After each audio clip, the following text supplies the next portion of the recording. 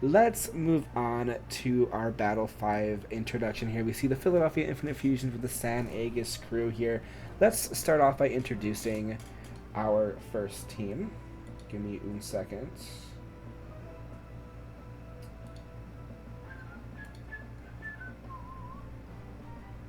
Sorry, okay.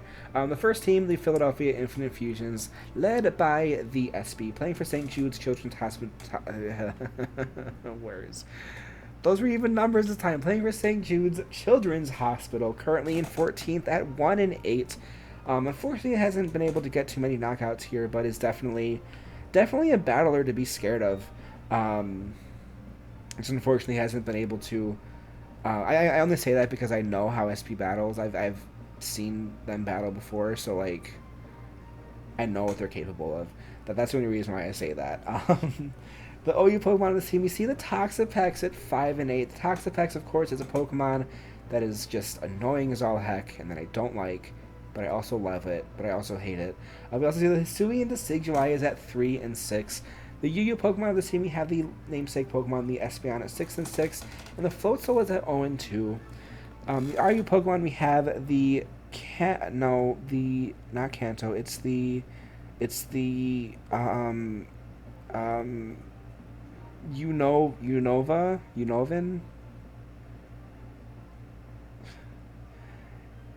Zoroark at 0-1.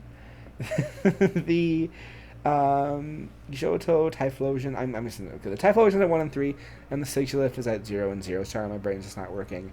The NU Pokemon, the Sigilyph hasn't been brought yet, I should say. It's not at 0-0. It's hasn't been brought. But the NU Mons, we have the Linoon at 1-2, the Drapion at 2-4, and the Aerodactyl, who is also at 1-2. And the Murkrow as well is at 1-2. The Meowstic, though, is at 0-7. The Unpheasant at 1-7, and the Excelgor has not been brought yet. Really just like strong Pokemon in this team. So unfortunately hasn't been able to get the knockouts or the wins needed, but I believe in USB. But let's move on to our next team, the San Agus crew, led by Javleed, playing for the Huegatrapia charity. Currently 16th place at 0-9. Another team that I've seen progressively getting better week after week. So yeah, they might not have any wins yet, but I believe in the San Agus crew. We see the OU Pokemon of the team. We have the Aegislash at 3-6 and the Cerulege at 0-6. Cerulege is a Pokemon, I know I say this every week. I do really want to see more knockouts from the Cerulege because I want to kind of see what it's capable of. The UU Pokemon, we have the Obstagoon at 0-5 and the Toxtricity at 0-4. The RU Pokemon, we have the Togekiss at 2-4. We have my Milotic at 1-1 and the Frostlass at 0-3. Milotic, I was happy to see Milotic putting in some work for this team last week. I love Milotic. It's such a good Pokemon. But of course, Togekiss is a good Pokemon too, able to just Flinch. I hate it, but I also love it. The NU Pokemon, we have the Spiritomb at 2-2, and my boy Sceptile at 0-2. Unfortunately, not getting a knockout yet, but I do believe in the Sceptile.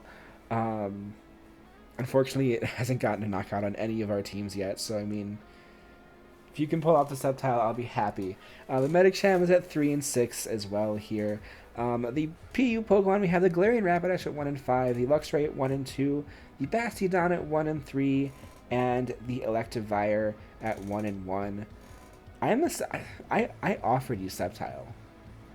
I offered Sceptile to you. But you said no.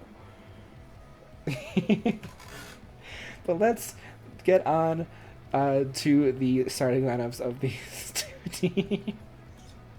No, I get it. I'm just messing with you. But we see the Philadelphia Infinite Fusions with the Espeon, the Typhlosion, the not Dragapult, Drapion, haha, the Drapion, the Toxapex, the Meowstic, and the Aerodactyl. Aerodactyl is kind of a Pokemon to be scared of too. The San Agus crew, we see the Cerulege, the Togekiss, the Obstagoon, the Sceptile, my boy Sceptile, the Frostlass, and the Toxtricity. Toxtricity is such a cool Pokemon. I never realized how cool it is. Like, anyway, let's move on and get started with battle number 5 for week number 10. If you can't tell, my brain is just not working anymore. Let's go. Philadelphia Infinite Fusions leading with the Drapion, with the San Agus crew leading with the Toxtricity. Kurt Cobain, yes, I love it. The agility being immediately used from the Drapion here, with a Thunderbolt critting and one-shotting the Drapion. Oh my goodness. Aerodactyl then comes in to replace that Drapion. The Toxtricity immediately switching out into the Obstagoon, with the Earthquake, of course, doing a little bit of damage here, but not too much, with the Dragon Dance then being set up by this Aerodactyl. And the Night Slash doing some pretty good chip damage, but not too much. The Obstruct then being used by the Obstagoon to protect it from the Earthquake. And the Dragon Claw is able to come through, do a little bit of chip damage, but the Aerodactyl will get hurt by the Rocky Helmet, with the Night Slash coming through and doing even more damage to the Aerodactyl. The Earthquake, though, is not enough to take down the Obstagoon, with the Night Slash enough to crit and take down the Aerodactyl here. The San Agus crew up 2 Pokemon. The Meowstic then comes in, with the Reflect being set up right away, and the rest being set up by the Obstagoon to get it back to full HP. The switch from the, Meowstic into the Typhlosion, though, while the Obstagoon naps on the field. Does go for Sleep Talk, though, and the Obstruct is unfortunately going to fail. The Eruption, though, doing so much damage to the Obstagoon and taking it down in just one hit, with Tom Cruise the Togekiss coming in. The Air Slash, though, doing some pretty good damage, and it does get the flinch here. Another Air Slash coming through. But the Eruption, though, is going to do even less damage because it's not at full HP. The Reflect now wearing off. The Togekiss is going to outspeed and is able to get the Typhlosion down. The Meowstic then coming back. And the Trick bringing the Lumberry to Tom Cruise with the Choice Scarf into... Oh, Choice Scarf Togekiss.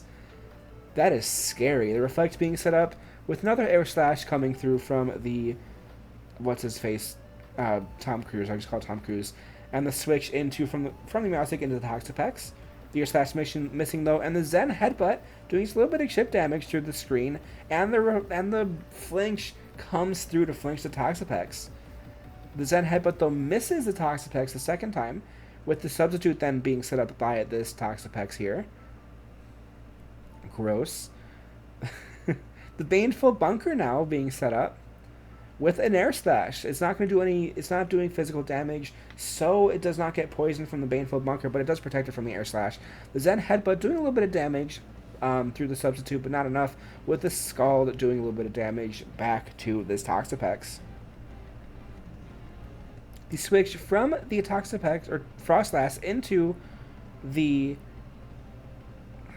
Frostlass gets hit by a knockoff, knocks off the Icicle Plate, with the Psychic then doing super effective damage to take down the screen, or to take down the Substitute, with the Scald coming through from the Toxapex, doing a little bit more chip damage here. And the Baneful Bunker is going to protect the Toxapex from the Psychic that's about to smack it in the face. The Toxapex, though, does not switch out, does a little bit of chip damage by the Psychic here, with the Scald able to take down this Frostlass, but the Cursed Body is going to disable the Scald of this Toxapex here.